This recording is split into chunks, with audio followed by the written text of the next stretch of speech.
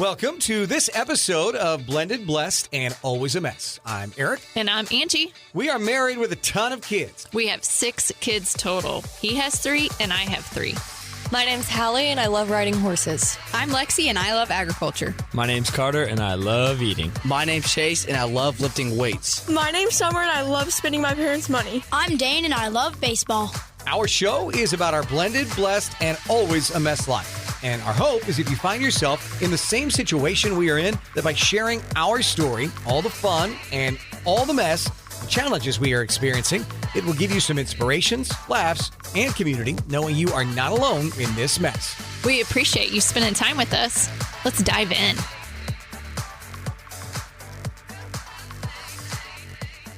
Welcome to this week's episode of Blended, Blessed, and Always a Mess. And this week's episode is brought to you by Spindrift. It's not, but I would love it if it was. I don't like sparkling water, but I've been drinking a lot of this because it's infused with real squeezed fruit. It seems like the healthiest one you can drink. So if you've not had Spindrift, I recommend it. And why are you drinking that, Aric? To give myself something different. You know, it's been cutting back on the beer intake and it's delightful. And I drink water, but I get bored with water. Like Angie, you can just drink water all day. Like water, drinks, food, nothing seems to really entice your palate in that regard.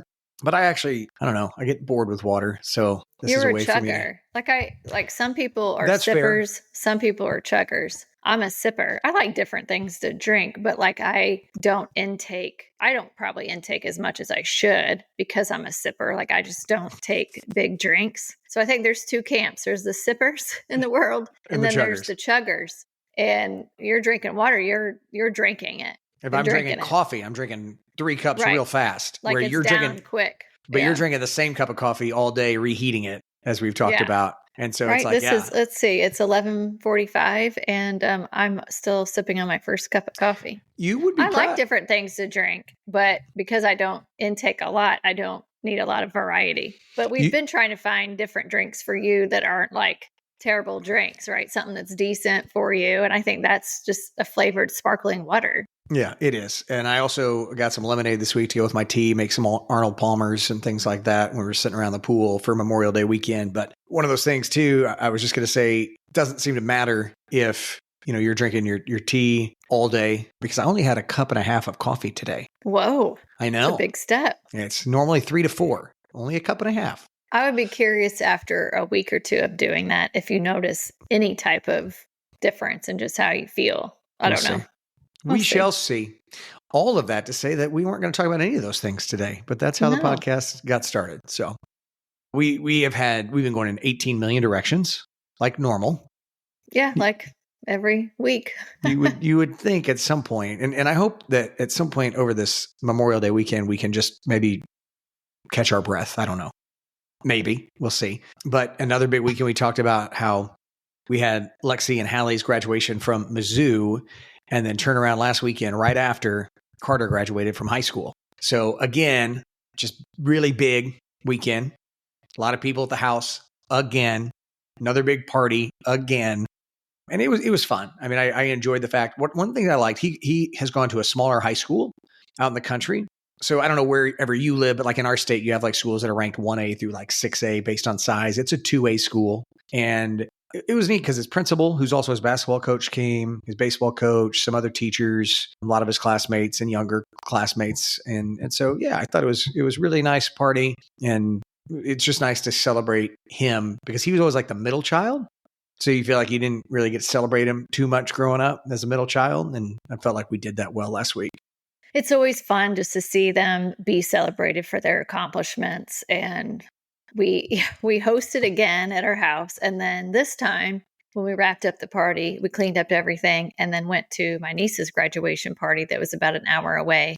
And I don't know, we got back like at 9:30, I guess, that night. It was, and then we got up Sunday, went to church, and then went to his actual graduation.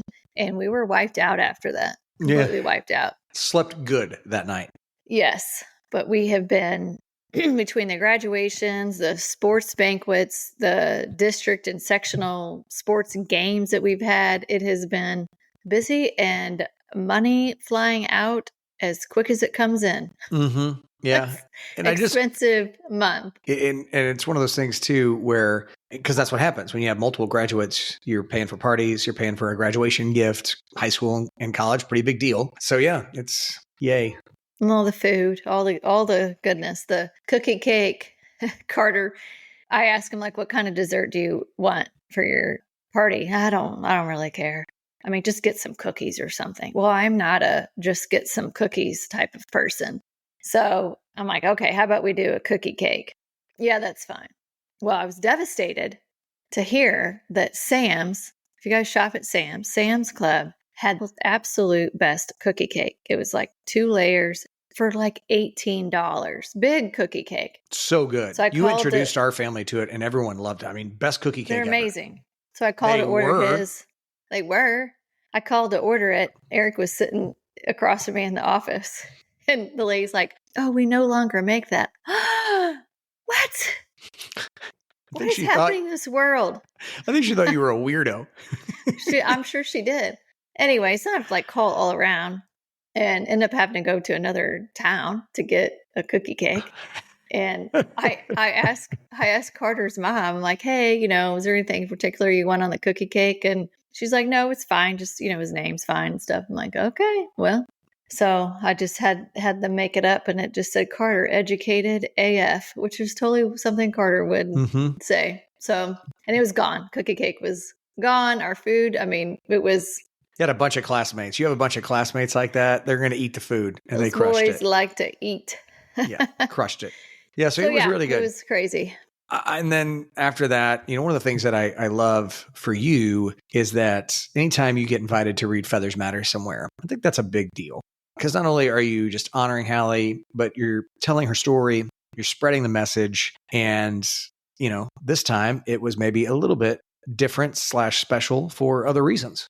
Yeah, a few months ago, I had my old grade school, middle school, high school, all in one, K through 12, reach out and ask if I would read Feathers Matter to their summer school. So, of course, it's like, absolutely, yes, I would love to. The school I went to was small but mighty.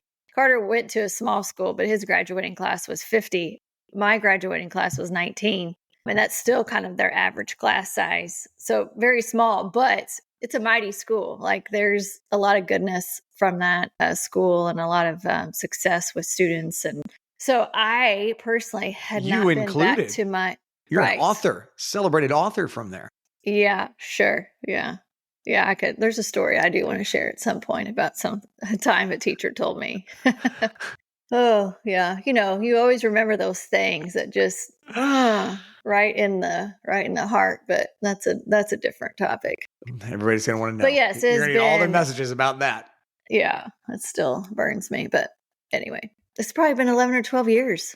Probably since we moved from that town and Hallie was wrapping up her 7th grade year, I think. So 11, 12 years at least since I have walked the halls of that school. And isn't it? It's such a vibe when you go back to your roots. It doesn't matter. Like you feel that when you go back to your hometown. Yeah. And I say vibe because it could be good memories. It could be bad, right? Like either way, you feel something when you go back to your roots. And, it's different for everybody, but it was kind of funny. So I invited my mom and dad to go with me. What you're about to share, you didn't share this with me this week. I know I did. I just read this and I'm laughing at it. So, oh my God, I'm a mess.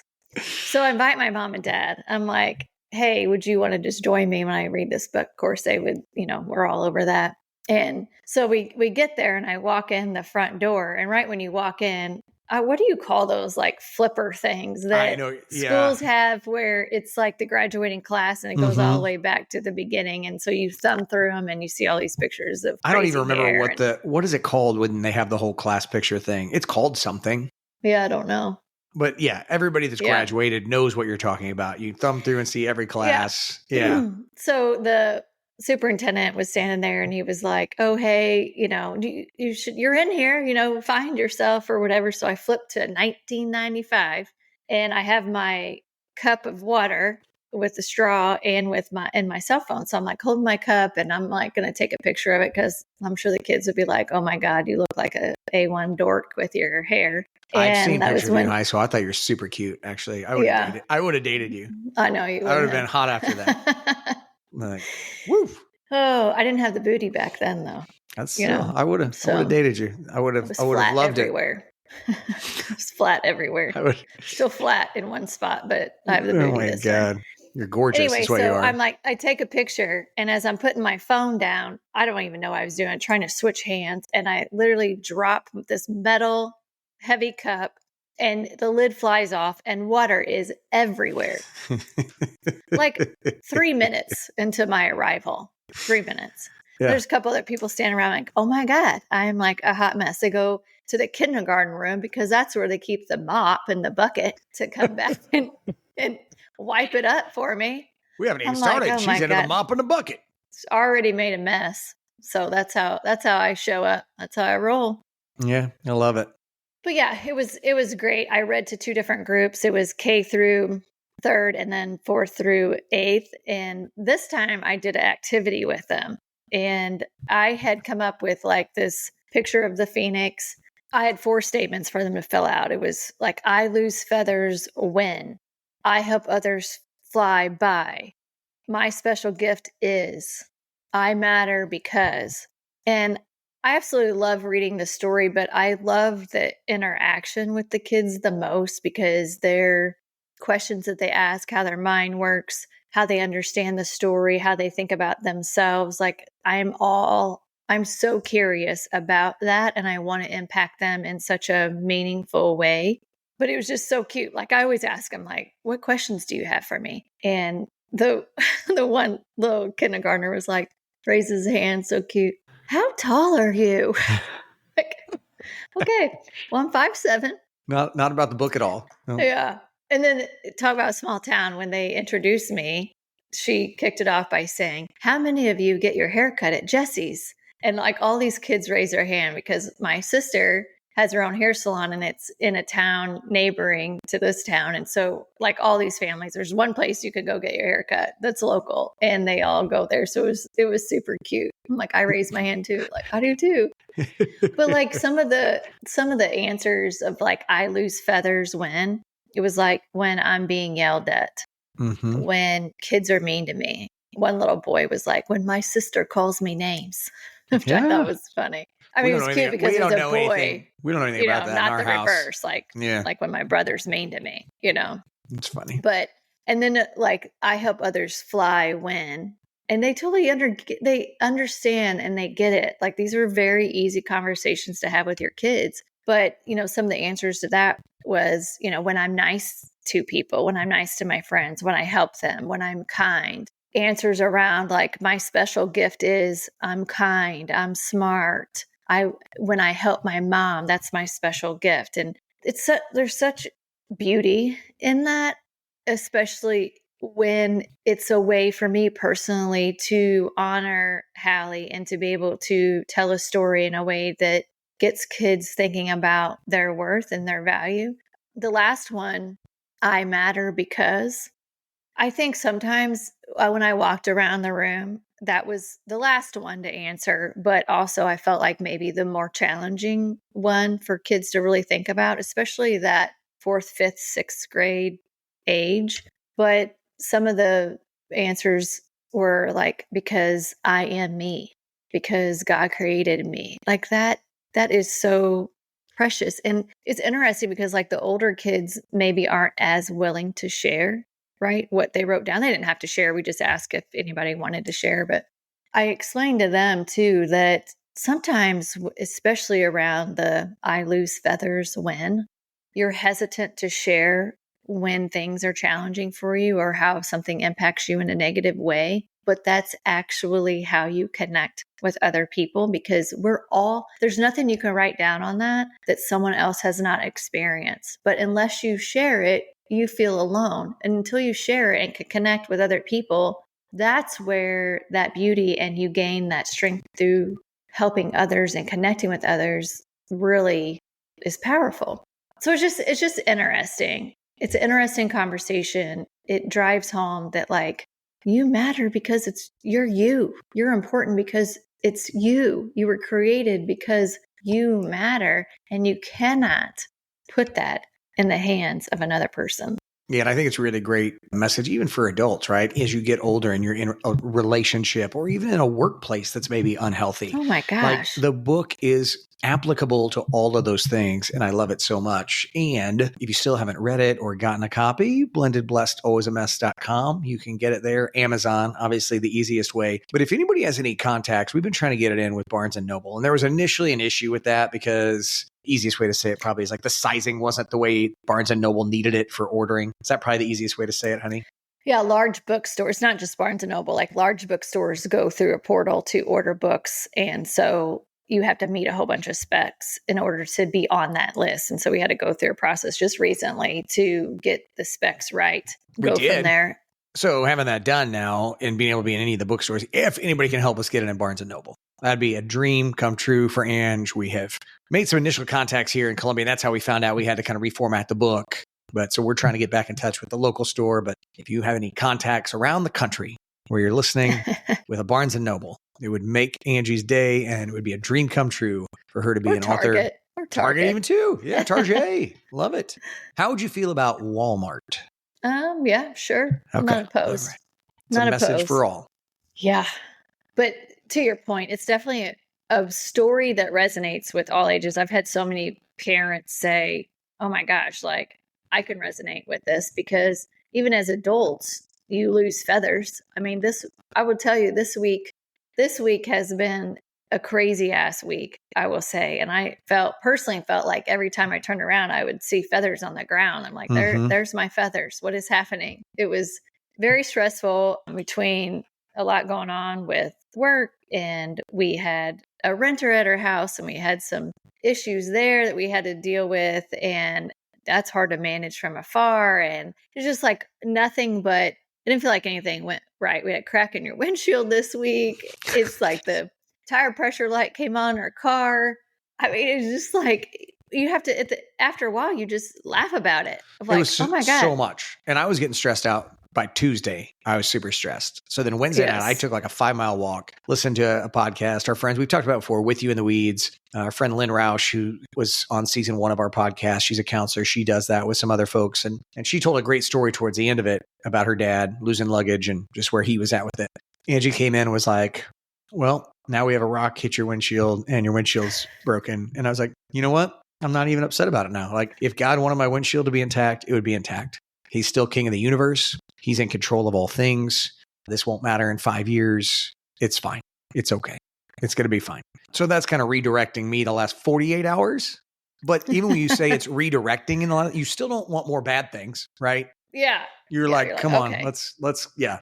But it's a roller coaster, right? Like, I feel like in life, you have to give yourself a little bit of grace because you can be on this like path of like, okay, I'm trusting in God. I'm going to not sweat the small stuff, blah, blah, blah. And then it's very easy to fall off of that and be into this like panic mode and stressed about everything. And you have to be able to pull yourself back into that. And it was such a great reminder in church last week. Such a simple equation. And it's amazing how an image of something, I think we talked about that in the past, right? With that image of just that one empty chair at Mizzou that was just like, there's the stats, right? I'm the only one that his daughter has an empty chair. On the flip side, this image of this equation has such a profound message without even saying much. And I shared it on our social media, but it's basically everything minus Jesus equals nothing. You can have everything in the world.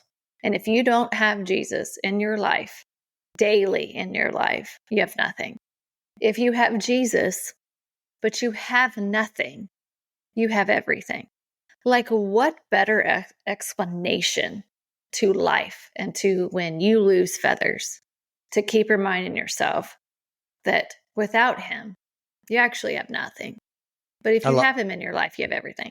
Like, it's such a profound statement, and definitely something that we've had to kind of keep reminding ourselves throughout this week of like, not in control, not in control, not in control. It's where I look for the peace and continue to pray, God, let me surrender. And that was kind of a thing after the sermon last week. We loved it. Pastor Dave, who we recently had on, he did it. And we both came out of it like, that was really good. Like it was about surrendering. And, as we just said, Jesus, mine is nothing. You have everything. And how we're in that. I even texted Dave after. I was like, Angie, I love the message. He's like, you guys are actually you're living it right now. Where a lot of people aren't. You are living it. And I thought, I'm in a good spot. This is good. And then it was like Monday morning, devil's going to start hitting. Here comes the devil. Devil's hitting. He's hitting hard this week. Oh, you guys think you're good? You think that this Jesus is I'm hitting you hard. And at the end of the day, yeah, Jesus is good.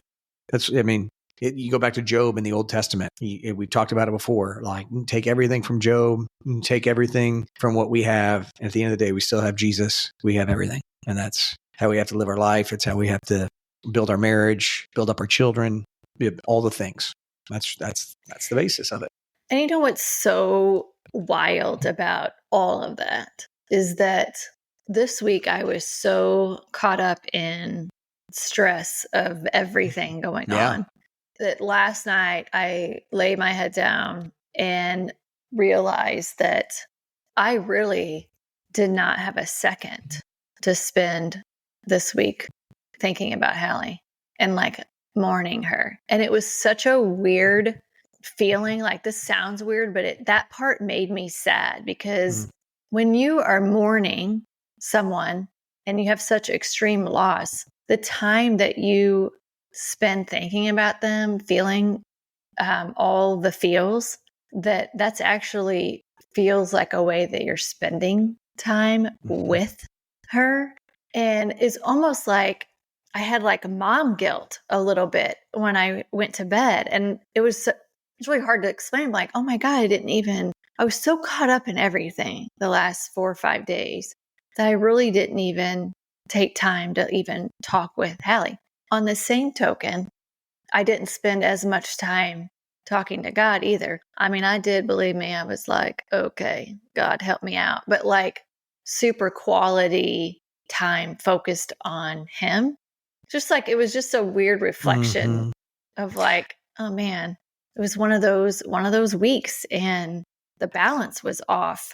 Knowing you the way that I do, it's not weird to me at all that you would feel upset that you didn't get to spend that time grieving Hallie. I mean, it's just part of the process, right, of where we're at in life. But it's a weird dichotomy, yes, what you're explaining. But I totally get it and it makes sense to me, for sure. So hopefully this weekend, again, back to earlier, we'll have a little bit of downtime. Maybe, we don't know. That would be the hope, that there would be a little bit of downtime that you can relax and grieve and talk to God and do all the things that do bring us. Because we've talked again, it's that quiet time. It's that time in the quiet where we're able to connect with God. It's not the noise and the busy. And as we've stated right out of the gate today, it was really busy. Things were super busy and have been. So we'll see. And honestly, I hope for everybody that's listening today that you're getting some downtime on this Memorial Day weekend. I understand that for everyone, it's not a 3-day weekend. Some people do have to work. You do have responsibilities, but I hope that you do get some downtime to enjoy your family, your friends, and all those things. Yeah, I think as we wrap, it's good to take all the stressors and flip it into things that we're grateful for as we lead into this weekend. And, obviously our freedom because of the brave, grateful for my family and my close friends. I mean, I spent time last night talking to my mom with lots of tears and just grateful that I can still chat with her and have that connection, and just grateful that our kids are healthy and that we can go into the weekend just appreciative of the people in our life. I love that. Yeah. Grateful for a God who is always with us in the good and the bad. Grateful for you, grateful for our kids, and just the opportunity that we continue to have to help other people that are hurting, help heal other people. And that's what brings us joy and some peace and some happiness. And so hopefully we can continue to do that. And we do appreciate everybody listening this week. Remember those who gave the ultimate sacrifice this Memorial Day weekend for our freedoms. And we do hope that you guys have a wonderful week, and God bless. Thank you for listening to Blended Blessed and Always a Mess. Follow us on Facebook, Instagram, and at blendedblessedalwaysamess.com. Reach out to us on any of our social channels. We would love to hear from you. Have a great week.